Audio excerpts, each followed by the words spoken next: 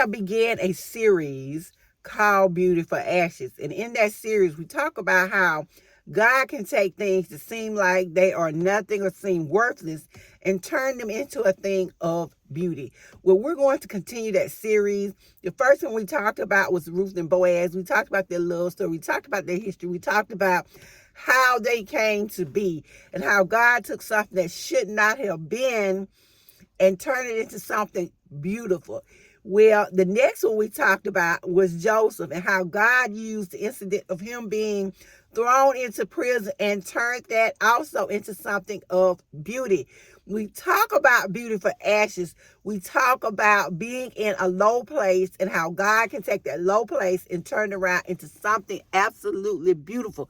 And so we're going to continue today with that series of talking about beauty for ashes. And today I want to begin with the woman at the well, the Samaritan woman.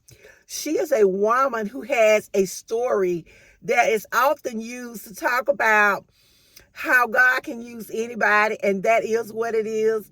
She has a reputation like so many other of these women in the Bible who God used. When we look at not Ruth, but Boaz's mama, Rahab, and how she hid the spies. But we know Rahab was a harlot. And amazingly, God still took that woman and used her and placed her in the lineage of Jesus Christ. When we look at Ruth, Boaz's wife, we know that she was a Moabite. And we went through the whole scenario, the whole history of the Moabites. They were not people who you would have thought that God would have allowed to be his lineage either.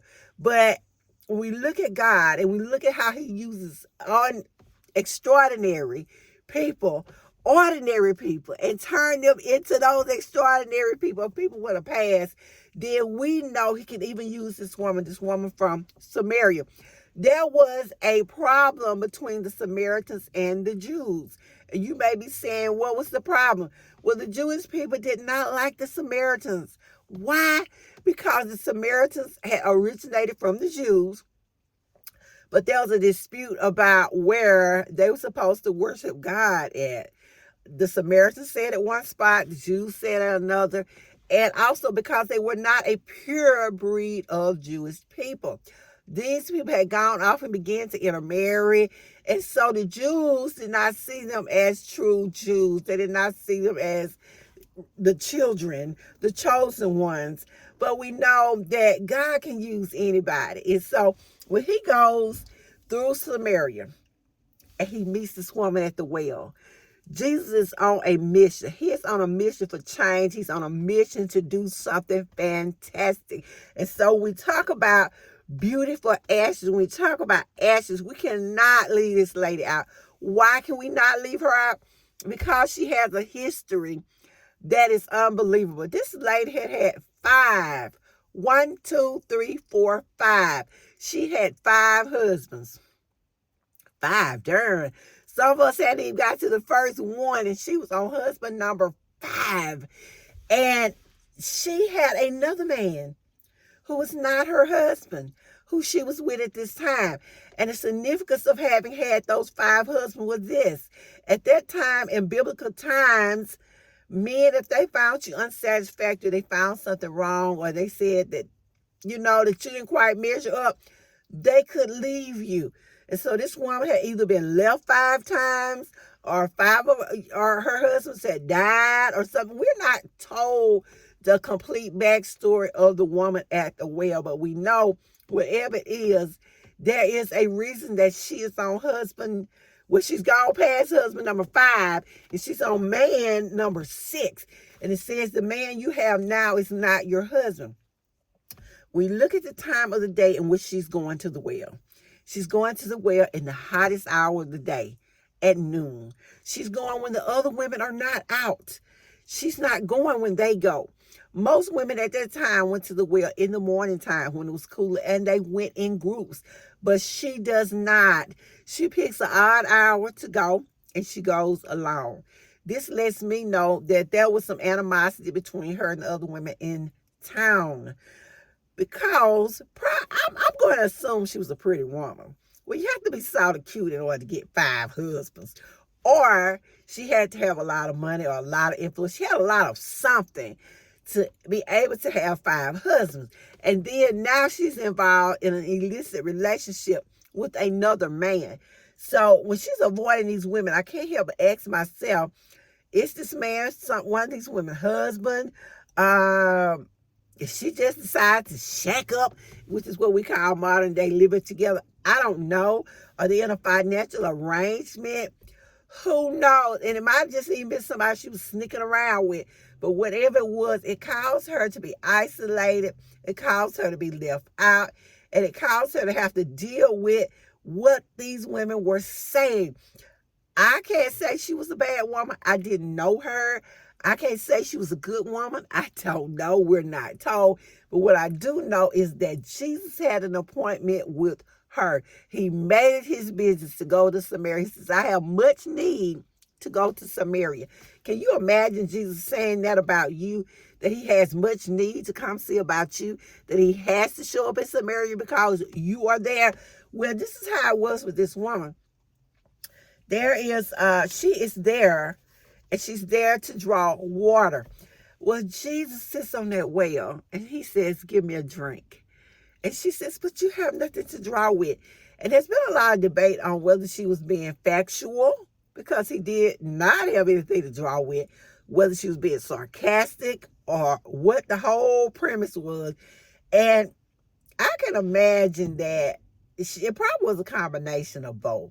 First of all, I don't know you. Here's some strange man asking me for a drink of water. Maybe he's heard about my reputation. Maybe these women have been talking about me. Maybe he wants to get in on whatever it is that these other men had gotten in on. I don't know, but I am a little bitter, and so here I am at this well, at Jacob's well, to get water. I don't want to be bothered. And I can tell you, I know she didn't want to be bothered, because remember, she's there at high noon when everybody else is somewhere else, and she's going to draw water. But Jesus comes to meet her. He has an appointment with her. And we also know he tells her that he's about to give her some living water. And we all know the story, so I'm not going to waste my time or your time, because your time is precious, getting into that full detail of what happens after that, because we all know the story. That once she realized she was talking to Christ, once she realized she was talking to the Son of God, her mind was blown, and she leaves there. She goes and tells everyone in town, well, the men of the town, about Jesus. She says, come see a man. He's told me everything that I've ever done.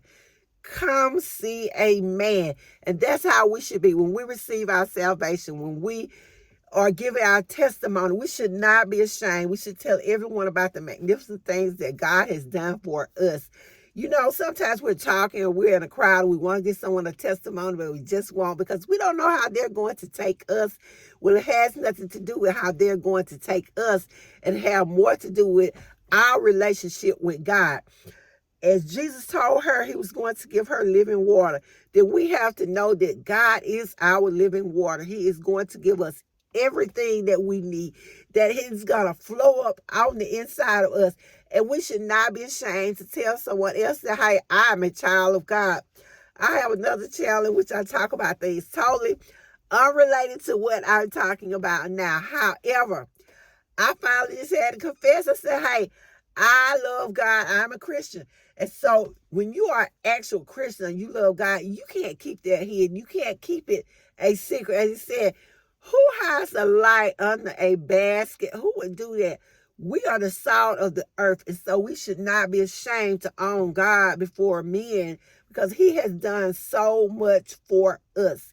When I personally stop and look back over my life and look back at the things that God have done for me, the places he have brought me from, I cannot not talk about God.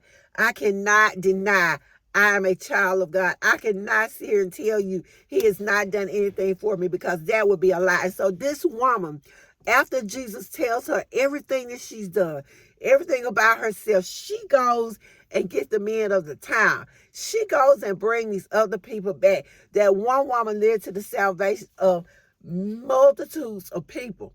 So when we're trying to look down on someone because of their past, or we're trying to look down on someone because they don't meet our standards of morality, let us remember that God can use anybody.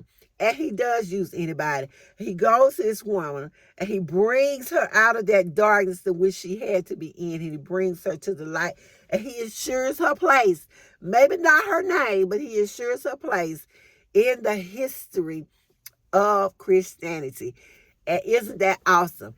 And I know I began this video, and I did not tell you where you were. In case you're new to my channel, hi, my name is LaWanda Shields, and this is Too Cute Life Lessons, where I share with you biblical truths and lessons from God. And so I thank you so much for listening, and I would love it if you would give this video a like, a thumbs up, and that you would subscribe to my channel so that I can continue to bring you more spiritual truths and lessons. And I want you to, before I go, I just got to say it, don't get discouraged. I don't care what's going on in your life or what you have done, where your past has been. Know that God can use anyone, and he often does, and he can definitely use you. So I will see you guys in the next video as we continue this series of Beautiful Ashes.